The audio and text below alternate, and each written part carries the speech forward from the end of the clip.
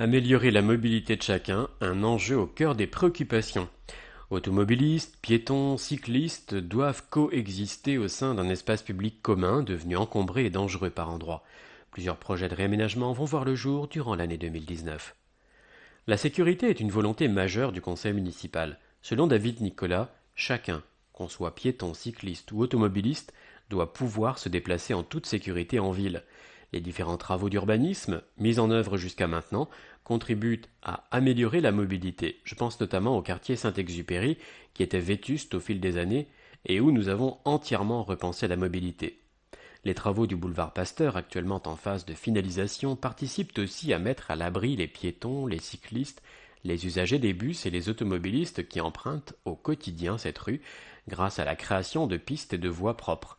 Je fais le vœu de pouvoir prolonger la voie cyclable de la rue de Verdun jusqu'au quartier de la Turfaudière et pourquoi pas jusqu'au bourg de Saint-Martin via la piscine, le collège et la crèche, révèle le maire d'Avranches.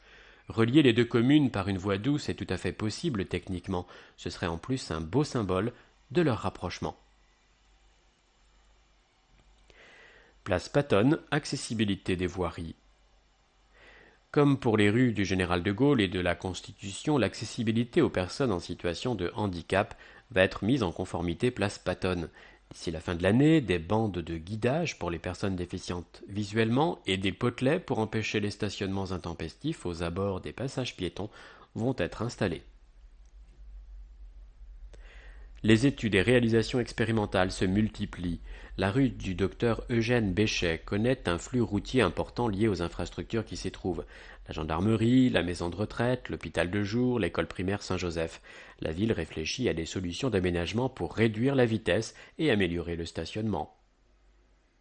La rue Dame-Jeanne des Touches s'est dotée à la demande des riverains d'un cheminement marqué au sol afin de sécuriser les piétons qui se rendent à l'école primaire Saint-Joseph. La rue de Changeon est l'objet d'une réflexion entre les services municipaux et les riverains pour résoudre les problèmes de croisement liés au stationnement autorisé sur la voie. La rue du Pont-Gilbert est de plus en plus fréquentée par les automobilistes qui veulent contourner l'avenue des Réfractaires et Maquisards lorsque celle-ci est saturée. À la demande des riverains et en concertation avec eux, un aménagement provisoire du carrefour va donc être réalisé par le centre technique municipal d'ici la fin de l'année afin de restreindre la fréquentation de cette rue aux seuls riverains et usagers. La voie véhicule lent, qui passe entre la voie ferrée et les établissements Blanchet, va également être rétrécie ponctuellement au niveau de son intersection avec la rue de Pont-Gilbert. L'objectif est de sécuriser la traversée piétonne qui ne sera plus que de 6 mètres au lieu des 12 mètres actuellement. La réalisation définitive de ces aménagements se fera en fonction des résultats obtenus et en concertation avec les riverains.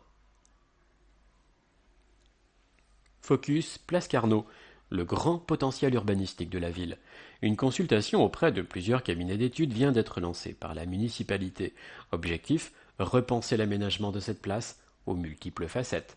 Parvis de l'église Notre-Dame-des-Champs, parking pour le jardin des plantes, la salle Victor Hugo et le centre-ville tout proche, plateforme de bus, espaces dédiés à l'organisation d'événements tels que le comice agricole, le salon de l'habitat, la fête du 14 juillet, le départ de la Polynormande, la place Carnot tient une place importante dans la vie des Avranchinais.